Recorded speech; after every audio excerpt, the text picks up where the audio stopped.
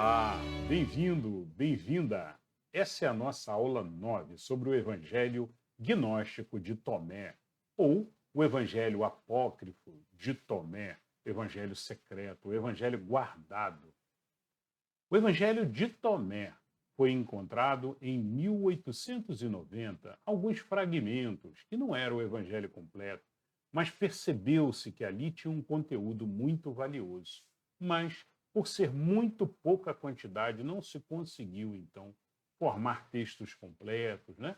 E em 1945 foi encontrado, então, em Nag Hammadi, no Egito, na curvinha principal ali que faz no Nilo, foram encontrado, então, essa biblioteca riquíssima, que é a biblioteca conhecida como a Biblioteca de Evangelhos de Nag Hammadi, que revolucionaram, então, toda a parte teológica, mandaram diversas religiões, mandaram especialistas e historiadores, foram até lá, então, para investigar, para validar, para verificar, para consolidar, para traduzir, talvez o trabalho mais complexo, né? Considerando que estavam escritos ali em cópita antigo, que era a língua antiga do Egito, né? E alguns em aramaico também, né? Em 2 anos depois, em 1947, então, foi encontrado então os evangelhos, um conjunto semelhante a esse. Também por acaso, pessoas da região que estavam ali procurando também sementes para plantio e outras ervas também para prepararem insumos para a sua lavoura, por um acaso encontraram algumas cavernas e encontraram então esse conjunto também riquíssimo de evangelhos em Qumran. Os dois não têm os mesmos livros, né? São duas bibliotecas diferentes, mas possuem os mesmos fundamentos, fundamentos ali gnósticos, a maioria deles, né? O de 1947, ele foi encontrado na região de Qumran, que é ali próximo de Jerusalém, né? Mais ou menos próximo de Jerusalém. Era uma caminhada, mas era uma caminhada curta. E era a região onde ficavam os essênios na época de Jesus, aonde provavelmente esteve João Batista. Já falamos sobre isso nas aulas passadas. Se você não viu, vale a pena assistir também às aulas anteriores. Bom, então esse Evangelho de Tomé, que foi encontrado em 1945 no Egito, em Nag Hammadi, ele trouxe então o Evangelho completinho de Tomé. Mas só que além do Evangelho de Tomé, como mostra aqui essa figura ao lado, né, foram encontrados vários outros livrinhos muito lindos, eu acho, pelo menos, né?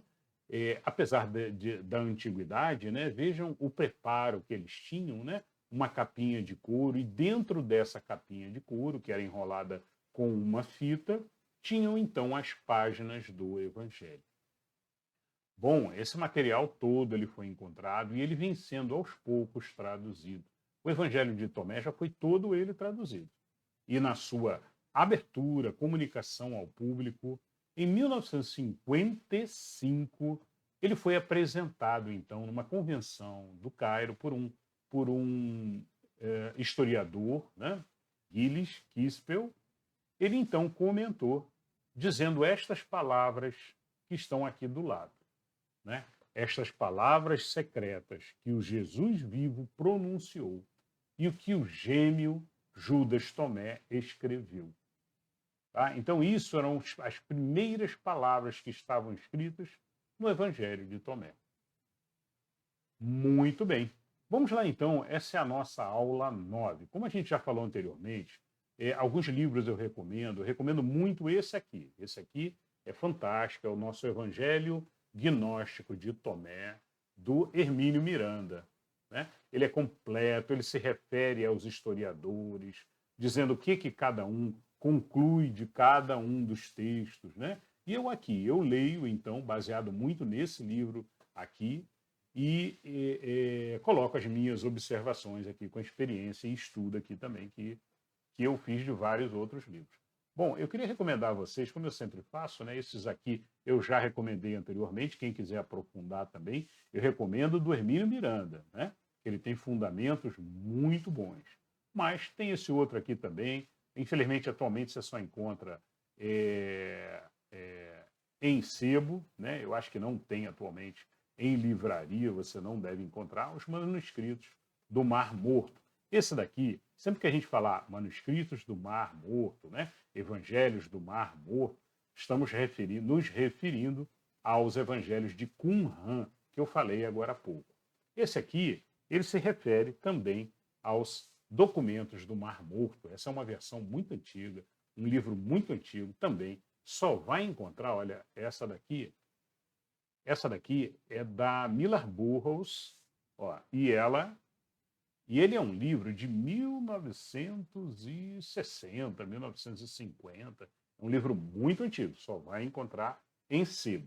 Mas o Evangelho Gnóstico de Tomé, segundo aqui Hermínio Miranda, você encontra em livrarias como diversas por aí. Tá? Eu recomendo também, se você quiser aprofundar, então, com o estudo dos gnósticos, né?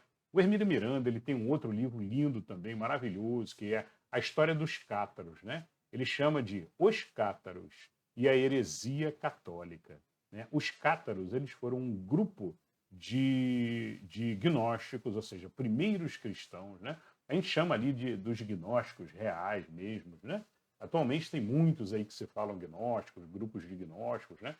Mas que misturam muito ali os aprendizados, que não são aprendizados realmente raiz dessa época. Né?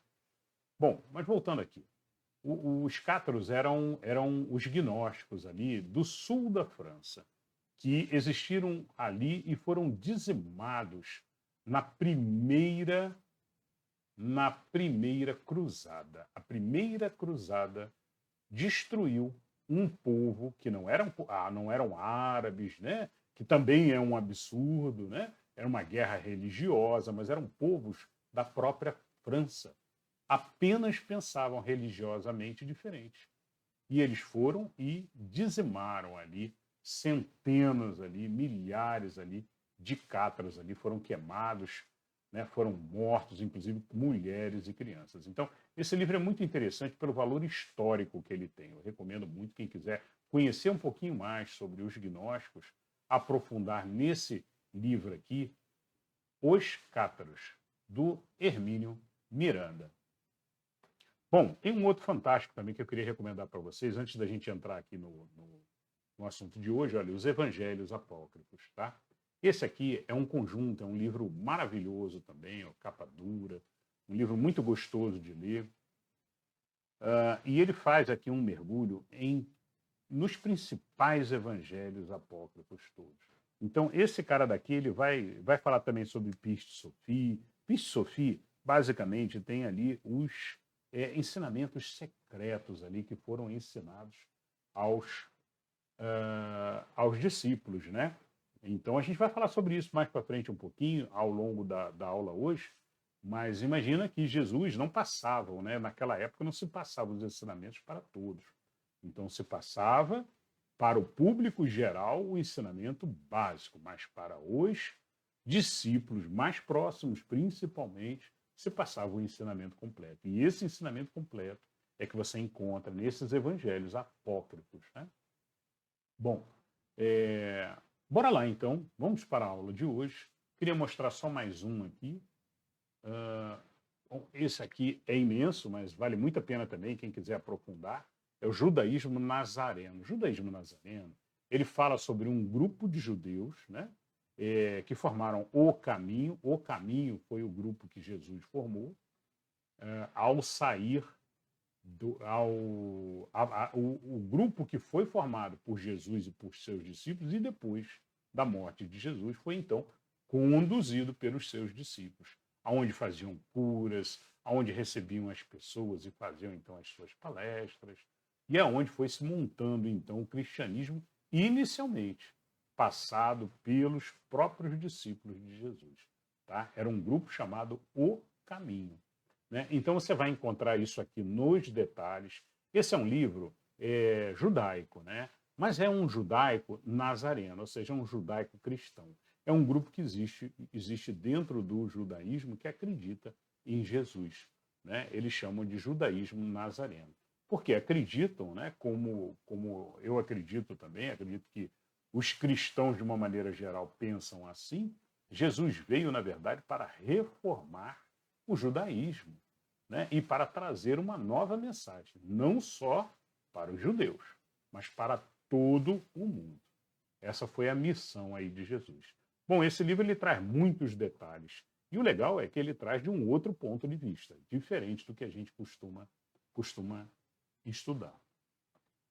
Bom, de todos esses livros, todos faça a sua leitura sempre com o seu filtro da sua razão noética, ou seja, dos seus pensamentos, da sua forma de pensar ligada, né? Não aceite porque está escrito num livro bonito. Não aceite qualquer coisa porque está escrito num livro grande. Procure entender, procure raciocinar, juntar. A gente que está pesquisando, a gente junta uma história com outra que está em outro livro e vê assim, isso aqui que ele está falando aqui, eu enxergo aqui nesse texto que está nessa outra palavra. Então, realmente é um fundamento, uma forma de pensar que se usava naquela época, faz sentido.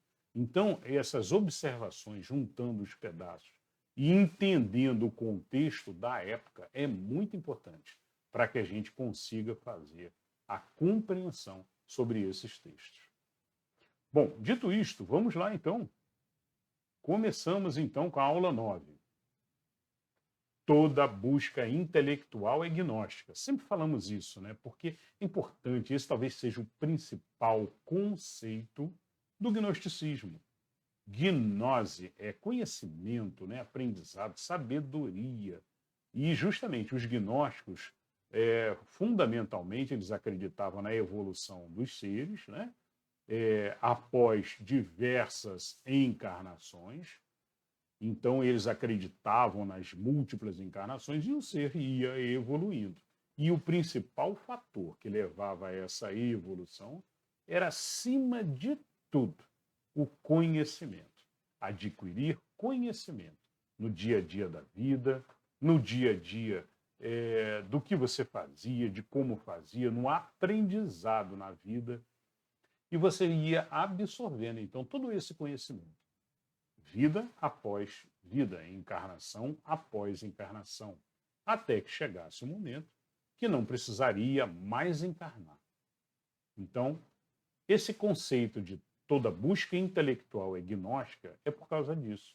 É porque os gnósticos acreditam nessa busca incessante pelo conhecimento, pelo aprendizado, em todos os setores. Porque você, quando vai abrir uma porta, às vezes você olha assim, não, essa porta de aprendizado aqui é muito simples, é muito. Eu não dou valor para ela, mas às vezes, e quase sempre, quando você abre uma porta de aprendizado, às vezes até parece simples, mas ela abre e te coloca num corredor com outras 10 portas pela frente. E aí você vai continuar ali abrindo porta por porta. E quando eu digo abrindo porta, eu estou dizendo fazendo novos aprendizados, abrindo novos caminhos numa teia de como se fossem galhos de árvore que vão nos trazendo, então, uma árvore de conhecimento completa. Muito bom. Aí um comentário. Em 1890, encontram alguns fragmentos, então, do Evangelho. Em 1945, o Evangelho completo. Já falamos sobre isso agora há pouquinho, mas é legal conhecer, né? Você que está estudando o Evangelho de Tomé. Bom, haviam duas correntes no judaísmo. Existia o judaísmo ortodoxo, aquele judaísmo, né, que estudava a Torá fundamentalmente, né, e os textos mosaicos, né, o Evangelho antigo, o Antigo Evangelho, né? E existia também o judaísmo oral e místico, né? Então existia um pedaço do judaísmo também que puxava muito para uma cabala primordial, né? Ou cabalá, primordial, um princípio ali de cabala, com conceitos fundamentais ali, que depois vieram a se concretizar na Idade Média, então, e formar os primeiros livros formais da cabala mesmo. Mas nessa época eles tinham também uma passagem oral de todo esse conhecimento, conhecimento místico, em que recebiam também profecias da espiritualidade, né? E eles falavam, vamos profetizar, né? E aí Isaías falava, ou outro profeta qualquer falava, utilizando naturalmente ali um médium, né? Eles não usavam o termo médium, mas era um médium ali que recebia aquelas mensagens. E aí o povo lotava em volta dos rabinos, ou dos tanaíns, na verdade, né? Os tanaíns eram mestres rabinos que andavam pelos desertos e pelas cidades, né? Alguns na Judéia, outros na Galileia, e eles traziam então essas orientações de forma oral. E eram um complemento ali, passando então para crianças, eles formavam as crianças que estudavam ali com eles, desde novinhos até os 10 anos de idade. Começava a estudar com 6 anos e até os 10 anos de idade tinha que conhecer toda a Torá e mais alguns conhecimentos que eram passados. A partir dos 10 anos começava então a segunda fase, apenas dos selecionados, dos que tinham então capacidade e mostravam então ali uma persistência e vontade de continuar. E aí davam prosseguimento ali, formando então os rabinos. Então estes eram os tanaíns, mestres que andavam ali pelos desertos, e os seus discípulos, e eventualmente paravam em regiões e faziam os seus ensinamentos. Prosseguindo então, vamos começar então pelo Evangelho de Tomé. E hoje nós vamos da 61 até 70, do Logion 61 até o Logion 70. Logion significa aprendizado, ou ensinamento, melhor, né? Ensinamento 61. Então, no 61, começamos por Jesus disse: 2 repousarão sobre uma cama, um morrerá e o outro viverá. Salomé disse: quem és tu, homem? E filho de quem? Subiste ao meu leito e comeste em minha mesa. Jesus lhe disse: venho daquele que é igual. A mim me foram dadas as coisas de meu Pai. Salomé disse: sou tua discípula. Jesus disse: eis porque digo, quando ele for igual, estará pleno de luz, mas quando estiver dividido, estará cheio de trevas. Muito bem. E aí agora a explicação, né? Ele parece um pouco complexo, mas vamos lá. A explicação. Os tradutores e historiadores têm dificuldade na compreensão desse Logions. Esse Logion é um dos Logions mais complexos, né? E ele traz aqui conceitos aqui gnósticos, que seriam os seguintes. Então vamos lá. Com sentido gnóstico, a frase inicial está também em Lucas 17, 34. Capítulo 17, versículo 34. Digo-vos que naquela noite estarão 2 numa cama. Um será tomado e o outro será deixado. Salomé, citada acima, seria provavelmente a mãe de João e de Tiago, que também seguia o grupo de Jesus, junto com várias outras mulheres também, discípulas de Jesus. Já falamos anteriormente sobre os discípulos de Jesus, né? Que era um grupo de mais de 70 que seguia Jesus com frequência.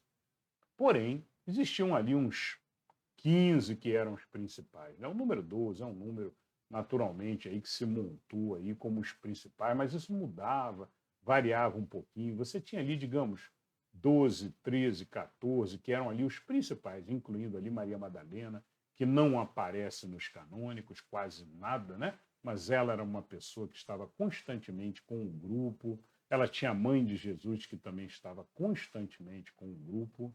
E aí eu recomendo a todos a série The Chosen, Os Escolhidos, né? Que é uma série maravilhosa que mostra exatamente isso que estamos falando aqui, inclusive na temporada, se não me engano, na temporada número 2, aparece então Tomé a partir da temporada 2, se eu não me engano, né? Mas é muito interessante, muito lindo, e você vê as mulheres participando. Isso é muito bom. Então, é isso. Salomé seria provavelmente a mãe de João e Tiago. Eu, pessoalmente, acredito desse Logion aqui tratar-se da simbólica separação que ocorre na matéria, onde, devido à ignorância, ocorre a separação de dois seres, o ser animal, instintivo, e o ser espiritual. Esse é um conceito também dos essênios, né? Os essênios separavam de. Olha, os essênios classificavam em 3 níveis, né? E os essênios ali naquela época de Jesus também eles tinham uma escola muito procurada, né? E muito e os tanaíns também estudavam também junto com eles. Alguns tanaíns foram essênios também, né? João Batista veio dos essênios, esteve durante muito tempo nos essênios, e há quem diga também que Jesus também esteve lá durante um tempo, principalmente até os 30 anos. Né? Bom, mas o fato é que essa divisão, né, dos níveis da alma, do ser, né, dos níveis do ser, os essênios separavam em 3 grupos, né? Um grupo espiritual, um ser espiritual, um ser intermediário e um ser matéria, um ser mais material, que era aquele ser que não acreditava em nada, que não acreditava em Deus, que não queria saber de nada, queria só viver. Esse é o ser que está ali no básico do básico, né? Que vive na embriaguez contínua, né? Embriaguez simbólica e não simbólica também, né? De fato. O ser intermediário já é um ser que ele acredita em Deus, mas de vez em quando ele faz besteira, ele erra muito, né? E o ser espiritual é aquele que já teve uma compreensão maior, uma compreensão que permite a ele, de fato, não sair do caminho do meio, não sair do caminho de elevação espiritual. Então, essa distinção nós vimos também aqui em outros Logions, né? Onde Jesus fala, aquele Logion que Jesus fala que, olha, do ser leão e do ser homem, né?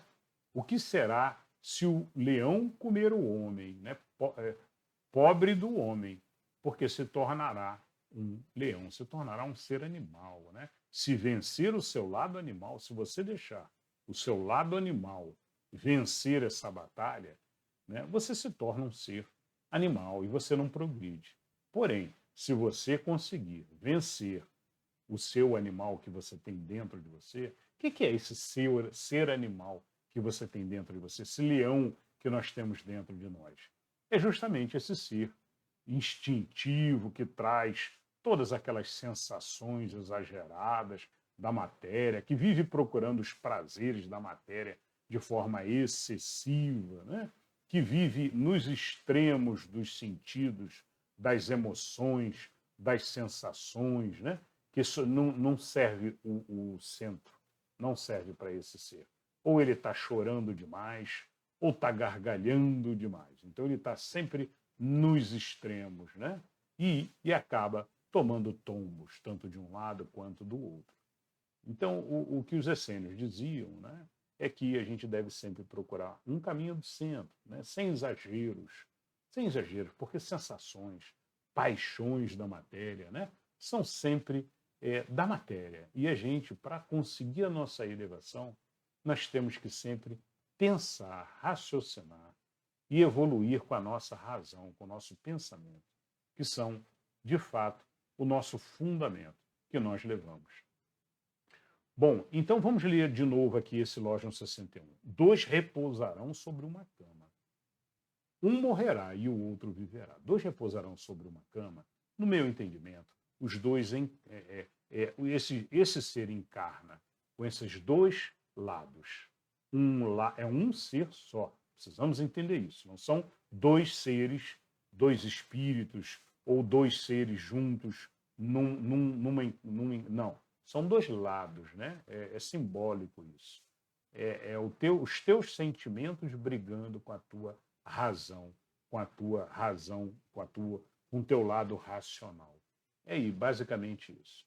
E durante uma encarnação, quando nós encarnamos, né, é o sobre uma cama. Um morrerá e o outro viverá. E aí me lembra aquele Lógion que nós falamos sobre o leão, se eu não me engano, Lógion 7.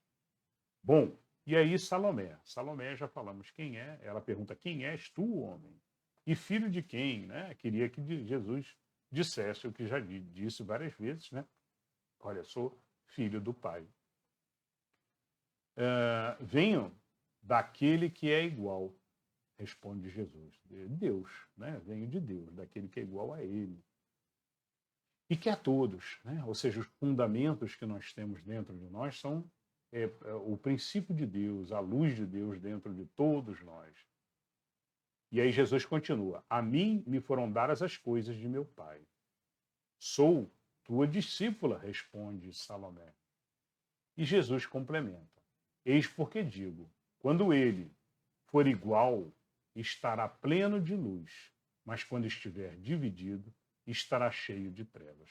Ou seja, quando ele conseguir se juntar, o ser animal conseguir ser consumido pelo ser espiritual, ele se torna um. Aí ele vence a batalha e ele se torna um. O ser espiritual, vencendo, ele anula o ser animal, o ser instintivo. E aí ele vence. É isso que diz Jesus. Ele está lá, então, pleno de luz. Mas, quando estiver dividido, estará cheio de trevas. Bom, é isso. Esse é o 61, pessoal. E o entendimento aqui que eu fiz é talvez um dos Lógions mais difíceis, tá? 62. Um Lógion pequeno, mas uma explicação grande. Jesus disse, falo de meus mistérios. Aqueles que são dignos de meus mistérios, não deixe tua mão direita saber o que faz a tua mão esquerda. Então, provavelmente, né, é um conceito aqui passado para os discípulos, e aí vale a pena a gente lembrar que evangelho apócrifo, a palavrinha apócrifo significa fundamentalmente, no grego, secreto, guardado, que não era para ser divulgado para todos, naquela época, naturalmente. Né?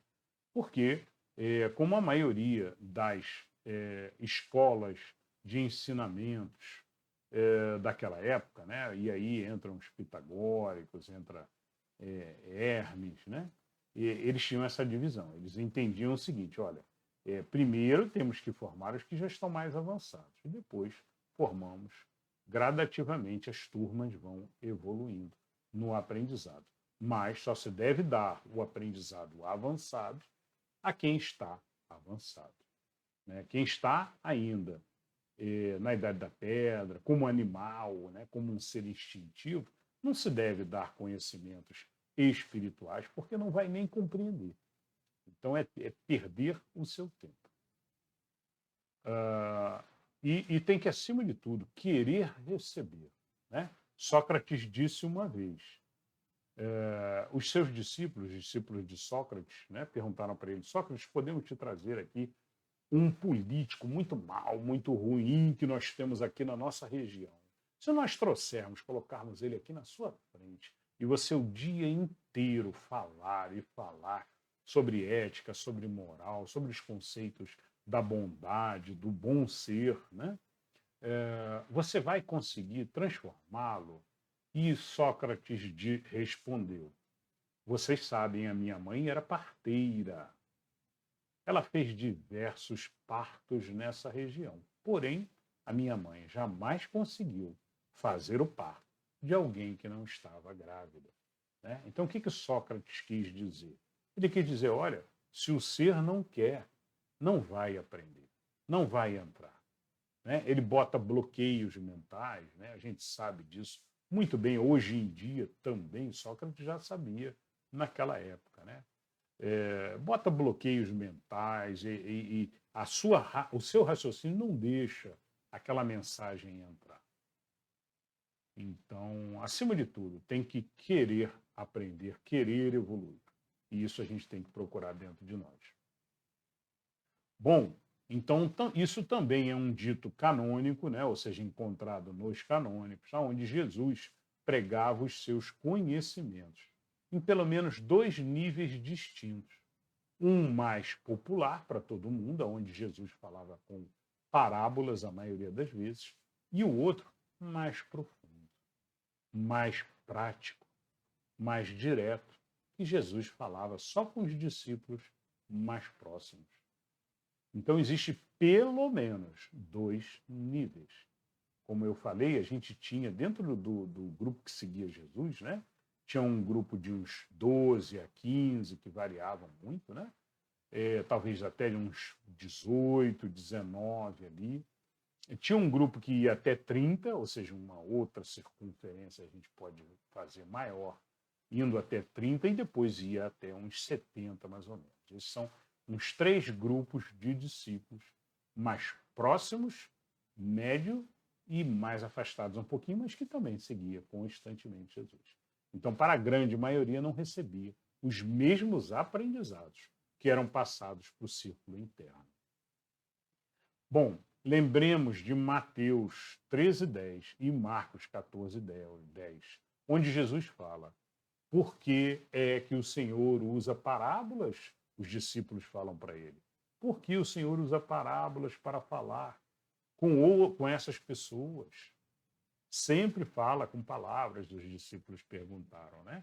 E Jesus respondeu: a vocês, Deus mostra os segredos do reino dos céus, né? Lhes é dado o direito de saber, mas a elas, essas outras pessoas, não.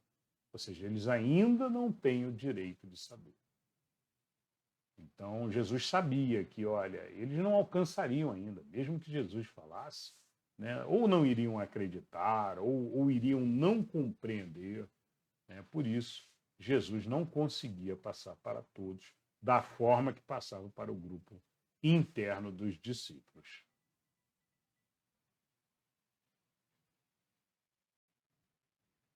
Bom, e continuando então a compreensão aqui do Logion, naquele trecho ali que Jesus fala, não deixa a tua mão direita saber o que faz a tua mão esquerda, né? Nesse contexto, o não deixa a tua mão direita saber o que faz a tua mão esquerda refere-se a não passar adiante os ensinamentos que são ensinados em nível mais elevados da formação do ser ou da formação ali dos discípulos, ou seja, que são ensinamentos que não é para qualquer um.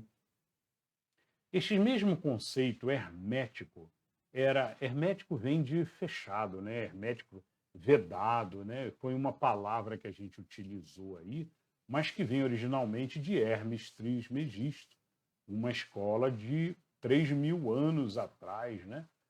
De 3.000 anos antes de Cristo. Então já foi quando surgiram ali no Egito, né? Na época do Egito, Hermes Trismegisto, onde já tinha uma escola ali de aprendizado ali hermético ali, e daí é que vem essa palavra hermético. Eles não passavam o aprendizado para todo o povo, né? Porque sabiam que era um aprendizado que não estavam todos aptos a saber.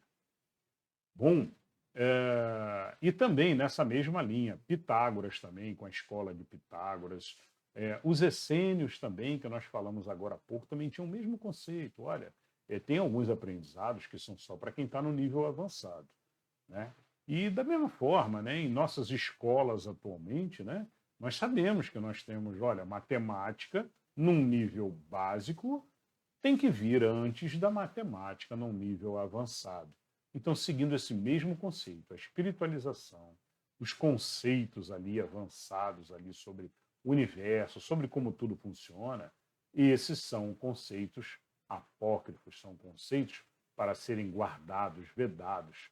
E muitos desses conceitos nós vemos, então, nas bibliotecas apócrifas, nas bibliotecas secretas, como, por exemplo, o Evangelho de Tomé traz muito aprendizado, muita coisa que não está no canônico, porque justamente era apócrifa, né? Era secreta, e não quiseram, porque por causa de espiritualidade, que quiseram retirar dos canônicos, ou por outras razões, porque ia de encontro à forma como estavam querendo construir aquela religião que foi construída por Roma, né? Pelos romanos ali. Então, montaram ali e selecionaram alguns textos, e muitos dos apócrifos foram perseguidos, foram queimados os livros, as bibliotecas, né? Destruíram bibliotecas maravilhosas, como era a Biblioteca de Constantinopla, e diversas outras que existiam, mas essa de Nag Hammadi esconderam dentro de cavernas, provavelmente durante um ataque ou antes de um ataque, tinham talvez uma reserva escondida lá, já talvez prevendo um ataque, né? Eles faziam cópias, né? Como também os monges da Idade Média faziam cópias da Bíblia, e nessa época já se fazia também as cópias, né? E devem ter guardado, então, dentro de cavernas, secretamente, esse material. Da mesma forma, os essênios também tinham guardado também, e guardado dentro de cavernas, escondidos, para não serem encontrados. Muito bom. Bom, a gente tem, então, dessa frase de Jesus, né, de que, olha, a eles não é dado o direito de saber, como é dado a vocês, discípulos, né? Por isso, ele falava em parábolas. Bom, aí você para pensar, e aonde estão, então, os ensinamentos profundos, né, que eram ensinados? Estão nos textos que foram encontrados. Maravilhosos textos dos evangelhos apócrifos. Então, aqui no canal a gente vai falar sobre vários outros evangelhos ainda, né? Vamos abordar o Piste Sophie, que é fantástico, fala ali sobre os atos, né, dos apóstolos no dia a dia, e sobre muitos aprendizados interessantes, e vários outros evangelhos também. A gente vai conversando aos pouquinhos. Bom, vamos para o Logion 63 agora.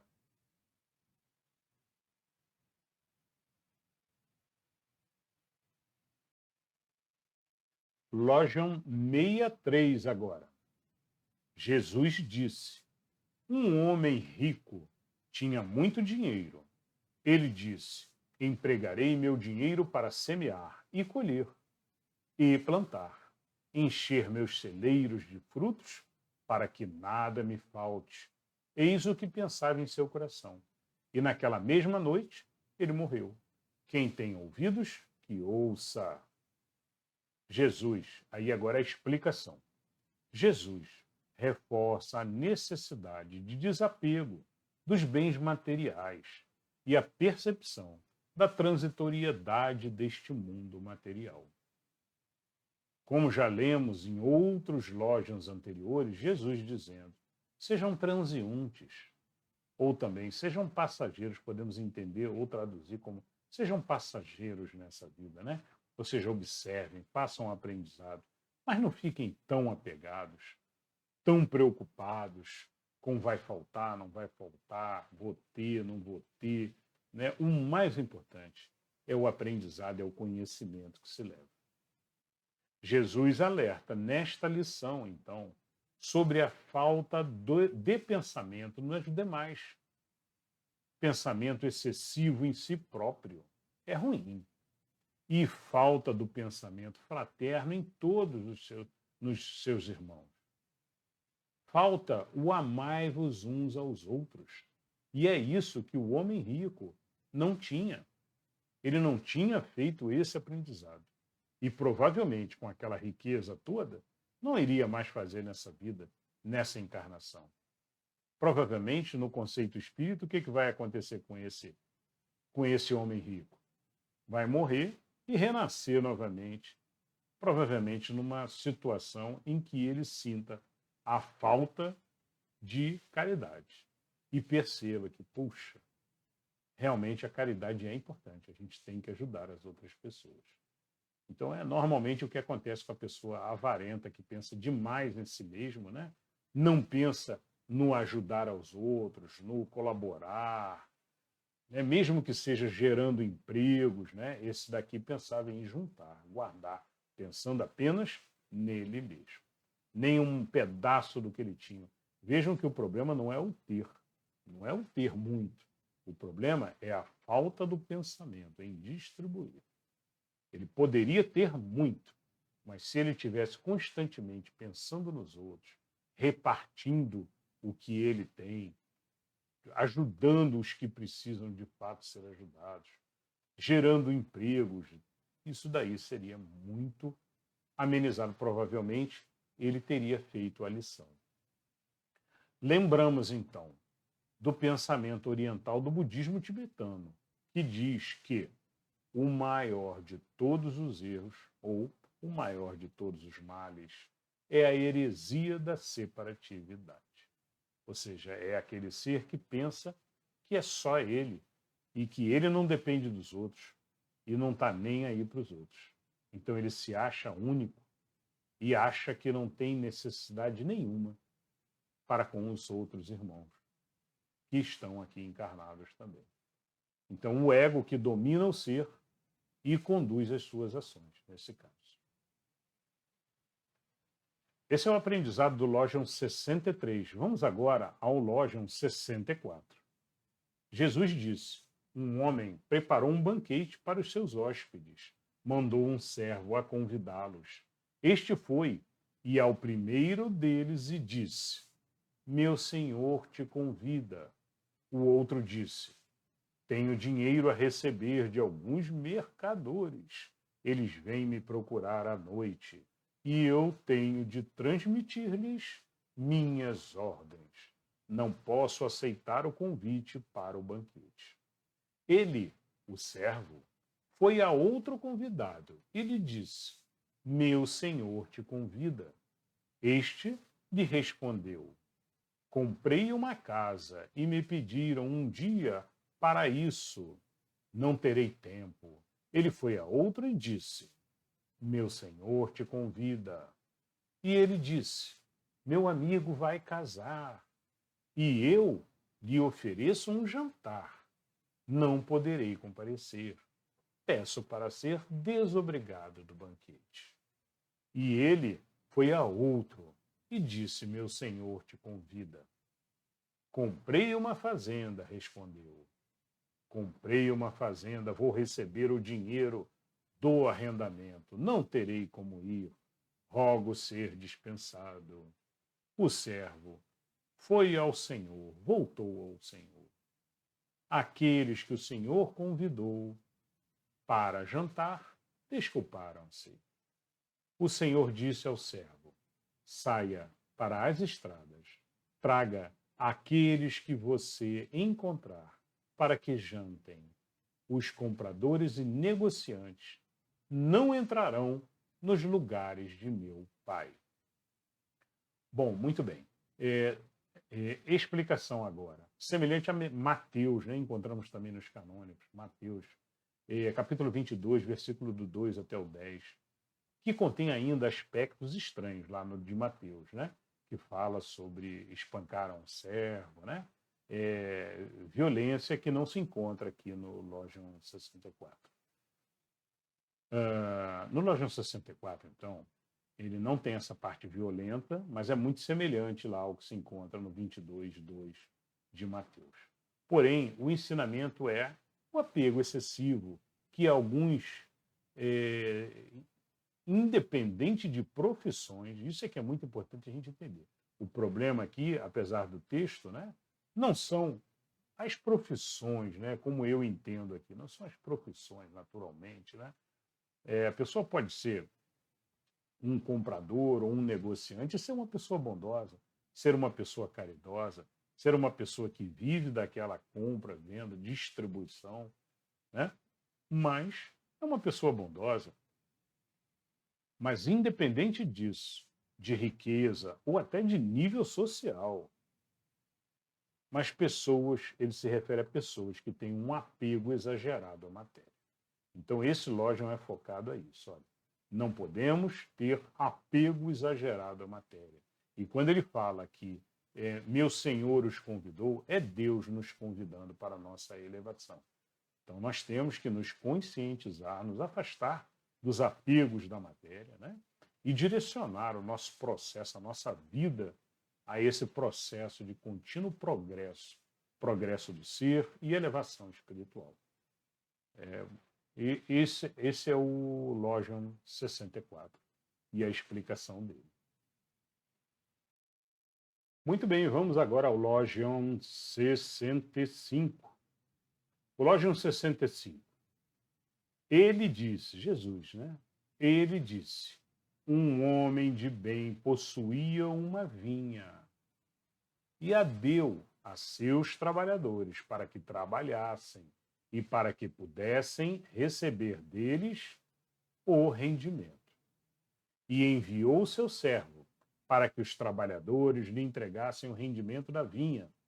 Estes se apoderaram de seu servo e o espancaram, pouco faltando para que o matassem. O servo se foi e contou o que aconteceu ao senhor. Seu senhor lhe disse, talvez eles não o tenham reconhecido. Então o senhor enviou outro servo e bateram neste também. Então o senhor enviou o seu filho e disse, talvez eles tenham respeito pelo meu filho. Os trabalhadores, sabendo que ele era herdeiro da vinha, apoderaram-se e o mataram. Quem tenha ouvidos, que ouça. Muito bem, este Logion aqui, 65, representa o empréstimo do Pai Celeste dos bens que o Pai Celeste, nosso Deus, né? O nosso Pai, faz para nós quando nós viemos aqui para a nossa encarnação. Então, nós recebemos bens terrenos aqui, nós recebemos, acima de tudo, o nosso corpo, a nossa matéria que vamos utilizar enquanto estivermos aqui. Né? E enquanto estivermos aqui utilizando todos os nossos bens, eles são um empréstimo. Temos que ter isso constantemente e saber que esse empréstimo é temporário, enquanto estamos encarnados. Então, vemos também uma previsão muito interessante aqui, né? Quando falam que, olha, o Senhor mandou o seu filho. E esse filho, então, foi morto pelos servos. Né? Isso, para mim, esse é meu entendimento aqui, representa aqui uma previsão sobre o Filho do Pai, que seria Jesus. Tantos foram os avisos anteriores que foram enviados, profetas, Itanaíns, muitos destes sofreram e morreram perseguidos pelos interesses e pela ganância dos homens, apegados à matéria. Então, eu acho muito bonito porque, para mim, representa aqui uma possível previsão até de Jesus, já sabendo já o que seria o seu destino. Né? E, mais uma vez, então, esse Logion também fala sobre o apego aos bens materiais, né? Excessivo aqui aos bens materiais, quando deveríamos estar focando principalmente na elevação espiritual. Esse foi o 65. Observação: o Logion 64 e 65, que é esse aqui, são os mais longos do Evangelho de Tomé, mais extensos na sua pergunta. Logion 66. Jesus disse: mostre-me a pedra que os construtores rejeitaram. Ela é a pedra angular. Então, fala Jesus, a explicação agora, fala que a pedra angular, né, que é aquela pedra que sustenta toda a construção, normalmente é aquela pedra principal, né, a base que sustenta toda a construção, né, ele diz aqui que, olha, normalmente, aquela que é rejeitada pelos sábios atuais, pelos construtores, né, a associação que ele faz, ou seja, pelos sábios que estão lá, né, que se dizem sábios, né, Ah, essa pedra daí provavelmente é a nossa pedra angular. A pedra principal é a que está sendo rejeitada hoje. Então, esta pedra, ou a pedra principal, de principal conhecimento, ela representa essa pedra, né? O principal conhecimento da elevação do ser. E ela é constantemente rejeitada. Ou por ser difícil de ser atingida, né? Ou por ir contra as ideias pré-concebidas da sociedade, dos seres, né? Dos religiosos da época. Nós vimos isso acontecer diversas vezes ao longo da nossa história e vimos acontecer também com Jesus. Né? Então, isso daí, sempre que a gente vai contra os poderes, sempre contra os interesses, né? Eles acabam sendo rejeitados, acabam sendo perseguidos, né? E é isso.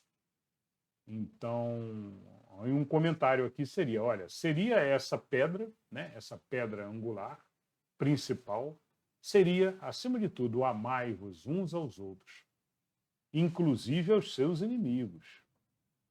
Seria o conceito da espiritualidade, né, das vidas após a vida da matéria.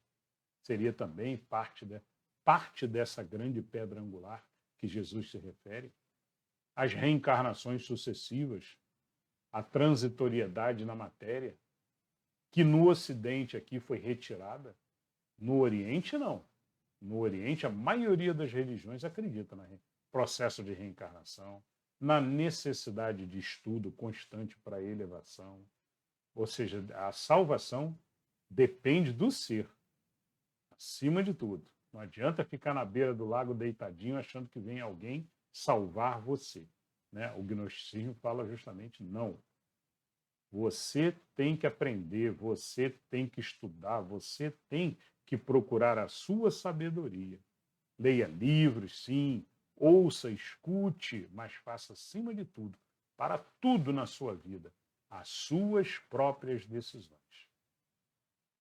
Esse foi o Logion 66. Vamos agora ao Logion 67. Jesus disse: quem conhece o todo, mas está privado de si mesmo, priva-se do todo.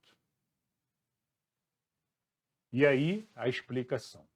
Privado de si próprio, né, de si, é o ser que não conhece a si mesmo. E quem não conhece a si mesmo não controla os seus impulsos, principalmente os impulsos animais, os impulsos instintivos, o ódio, a raiva, o ego, a ganância, todos eles, né? O desejo de separatividade, de ser só você e achar que os outros são menores que você, menos importantes, tudo isso está dentro do ego. A ganância é provocada pelo ego, esse querer mais para mim, para mim, para mim, né? A raiva, o ódio, a maioria deles vem do ego. A gula, a fome exagerada e todos os outros sentimentos e prazeres excessivos da matéria que nos afastam do ser espiritual. Tá? Então, isso daí seria, então, quando a gente conhece a si mesmo, né? A gente começa a controlar isso, começa a evitar, você começa a perceber, olha, eu estou agindo com o meu ego. Toda vez que eu brigo no trânsito, é o meu ego dizendo, eu tenho que chegar primeiro. É o meu sentimento animal, que antigamente, por várias e várias reencarnações, precisava correr para chegar na frente e pegar o alimento antes que o outro viesse pegar o alimento. E eu tinha que correr muito para chegar na frente. A nível de subconsciente, está gravadinho lá no fundo, lá. Esses conceitos todos, animais, instintivos, que puxam a gente, que forçam a gente a tomar ações, a tomar raiva, a tomar ganância, a achar que nós somos mais do que os outros. Então, isso tudo a gente tem que, para controlar isso, você precisa conhecer a si mesmo. Precisa perceber quando nós estamos exagerando, quando nós estamos no nosso dia a dia saindo dos limites. que deveríamos seguir se estivéssemos no caminho de Jesus. Bom, e aí só um último comentário aqui. Eu peguei a frase que se encontra lá no Templo de Delfos, né? E que Sócrates repetia, Platão também repetia, e todos os grandes filósofos aí repetem, né? Do conhece-te a ti mesmo e conhecerá o universo e os deuses, né? Naturalmente os gregos acreditavam em múltiplos deuses, né? Muitos deuses, mas a frase conhece-te a ti mesmo aparece aqui desde a época do Templo de Delfos. E no Oriente também se usavam termos semelhantes a esse, né? Sempre direcionados olha, conhecer o seu eu interior. Às vezes as palavrinhas mudam um pouquinho, né? Conhecer o ser que habita no seu interior e tal, mas, em sumo, quer dizer a mesma coisa. Controlar-se. Esse é o segredo. Muito bem, pessoal. Vamos agora ao Logion 68, hein? Jesus disse, felizes vocês quando forem odiados, quando forem perseguidos, e não se encontrar o lugar onde vocês foram perseguidos. Bom, explicação. Deve-se entender, então, que o ódio e a perseguição que suscita constituem sinais de que a pessoa está entre as minorias que começaram a acertar no caminho que leva à sua reintegração divina. Então, a gente sabe, como Jesus disse, né? O caminho de elevação ele é estreito, a porta é estreita e poucos passam. Porque não querem, porque erram, porque não acham esse caminho. Essa necessidade de você centralizar, focar e seguir o caminho de Jesus. O caminho que Jesus mostrou. Então Jesus comenta aqui, olha, se você está sendo odiado, é bom, é sinal que você está acertando. Se você está sendo perseguido, muito provavelmente os outros estão enfesados porque você está indo contra os outros. Muito provavelmente você pode estar no caminho certo, sim. E ele complementa, né? A frase final é complexa e forma dúvida entre os historiadores, viu? Mas eu vou dizer como eu entendo. Eu entendo que o onde estará será um plano elevado, onde não se encontrará mais os que te perseguiam. Então, quando ele fala assim, ó, e não se encontrar o lugar onde vocês foram perseguidos. Então, quer dizer, você não vai encontrar mais os seus perseguidores, porque você provavelmente já vai chegar num estágio acima, num nível mais elevado, aonde os seus perseguidores ficaram num nível mais baixo. Tá? É isso que o 68 aí, no meu entendimento aqui, ele quer dizer.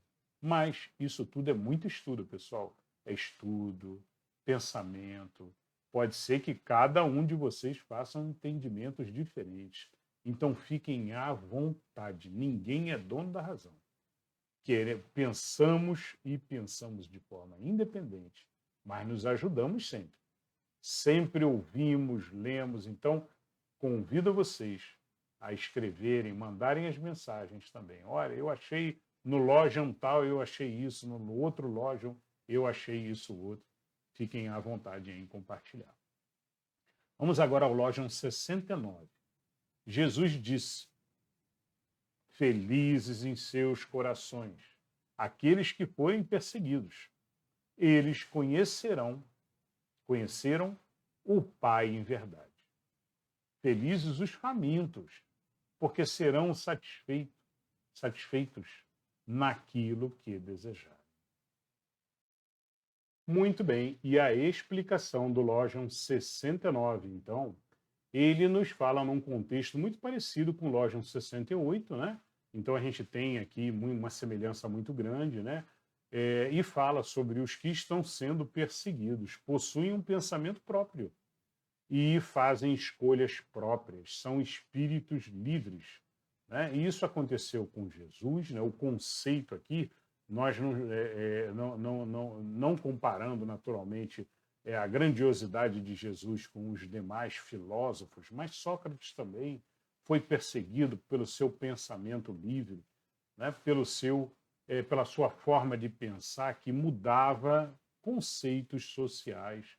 Jesus também teve uma mudança social que não queriam, né? Jesus trouxe uma mensagem de mudança religiosa, de mudança de forma de pensar, né?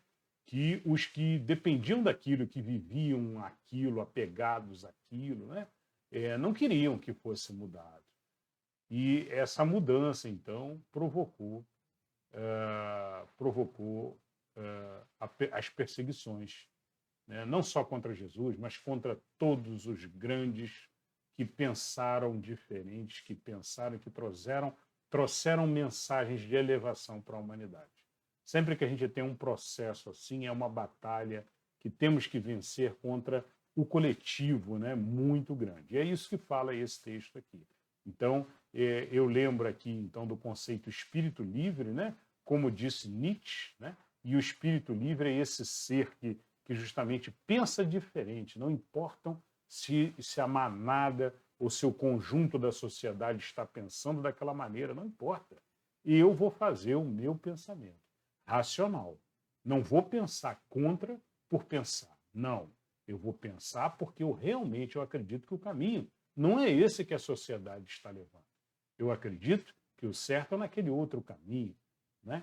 Então, para tudo que a gente faz na nossa vida, a gente tem que pensar, por si só, usar a nossa razão, a nossa fé, mas associada sempre à nossa razão. E também era como pensava Spinoza, que era outro que também pensava completamente fora dos padrões da sua época, né? Trouxe mensagens diferentes a respeito de Deus, também com conceitos muito gnósticos Spinoza trouxe. Em todos os seus textos, em todos os seus documentos, ele fala de um Deus que existe em todas as coisas, né? Um Deus que não é um ser antropomórfico, que está lá no céu, sentadinho, numa cadeira. Não.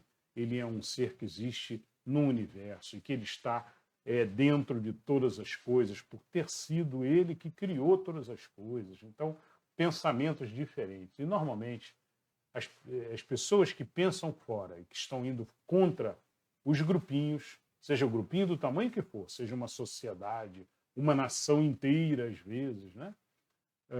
Ou às vezes até um grupinho dentro da sua escola, dentro do seu centro de ensino, né? Que acham que não, tem que ser assim e não permitem o livre pensamento. Então, todos esses filósofos famosos, né? Eles pensavam de forma independente dos vícios da sociedade, independente de líderes religiosos ou escrituras. Raciocinavam e faziam a sua fé verdadeira. E é isso que fala aqui esse Lógion, né? Felizes os famintos, ou seja, os que têm sede de aprendizado, têm sede da razão, porque serão satisfeitos naquilo que desejarem. Tá? Os famintos refere-se, então, à fome do conhecimento, à gnose, que forma a verdade, a sabedoria, a compreensão do todo. O grande aprendizado precisamos aprender e parar. E para aprender, precisamos formar nossa sabedoria e nossa compreensão sobre o que lemos, sobre o que ouvimos, sobre o que pensamos, inclusive, sempre com a razão ligada, funcionando ativamente, selecionando e vendo o que é certo e o que não é certo. Não seguir ninguém por seguir, porque está todo mundo indo, eu vou junto. Não. A sociedade nos impõe conceitos como verdadeiros, que sempre devem passar pelo nosso raciocínio noético, aquele raciocínio, aquele pensamento nosso interno, do nosso ser interior, né, da nossa inteligência maior, que fica guardadinha aqui na matéria, né, mas que o nosso ser interior, como dizem também os orientais, né, A sociedade nos impõe conceitos como verdadeiros que sempre devem passar pelo nosso raciocínio noético e aceitos, ou não, pelo ser elevado. Diferente do ser animal, instintivo, que aceita tudo e vai sempre junto com a manada, sempre junto com a boiada, sempre junto com o coletivo. O coletivo foi fazer alguma coisa, ele vai junto. Ele não para pensar, é certo ou errado? Não. Se eu não for junto, eu perco meus amigos. E aí eu estou fora do coletivo. Vão me expulsar, vão me afastar.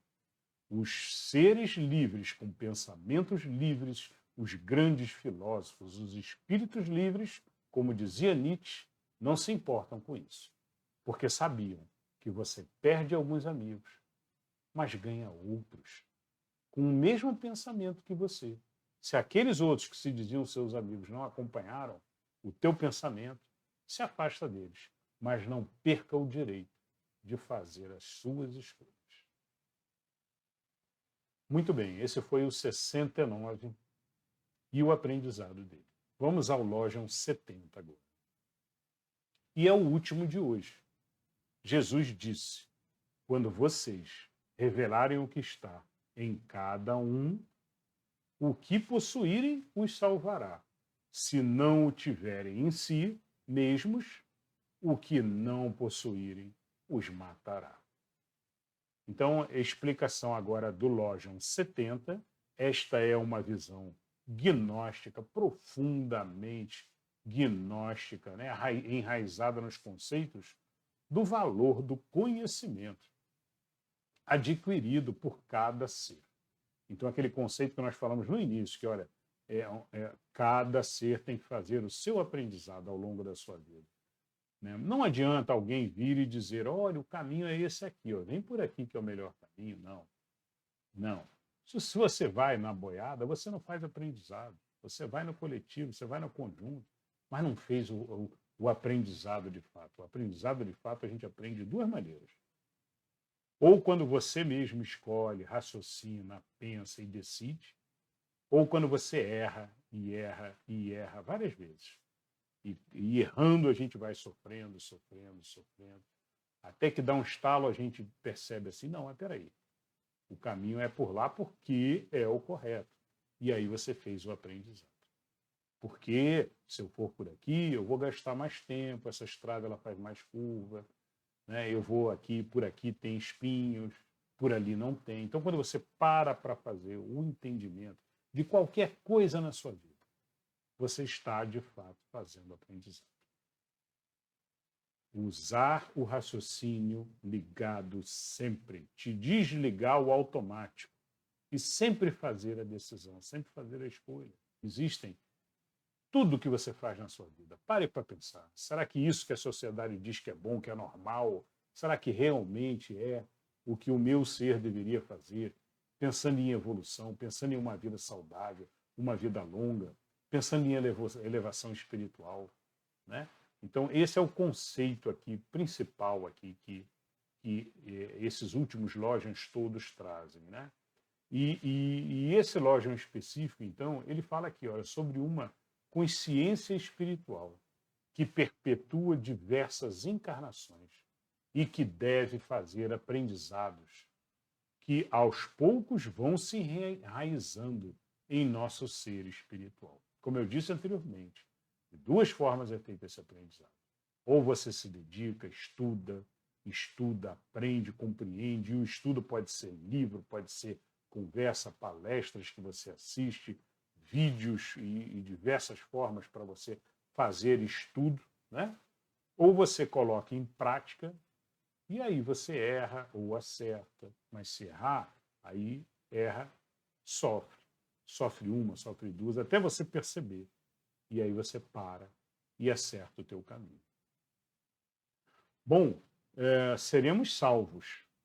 Onde ele diz ali, seremos salvos, né? Então, olha, o que possuírem os salvará. O que ele está falando aqui? Olha, os conhecimentos que você obtiver, né? O aprendizado, a sabedoria que você fez, isso te salvará. Se não tiverem em si mesmos, ou seja, se não tiverem feitos estes aprendizados, o que não possuírem os matará. Então, por exemplo, olha, eu aprendi a lidar com ódio. O ódio e a raiva, eu aprendi. Eu estou evitando nessa vida a raiva e o ódio. Eu fiz esse aprendizado. Eu amo a todos, né? Então, isso o salvará. A pessoa que odeia, que tem raiva, que odeia as pessoas que estão em volta dela, né? Isso te matará, né? E o conceito aqui de os matará, o que significa os matará?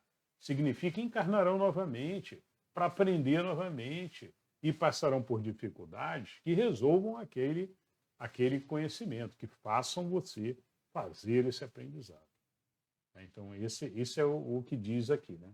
Os matará, né? Lembrando que quem está vivo, para os gnósticos, né? Para Jesus falou isso várias vezes, a vida eterna, a verdadeira vida é a vida espiritual, né? E os que estão aqui na matéria, também os essênios também falavam dessa forma, os que estão aqui estão mortos.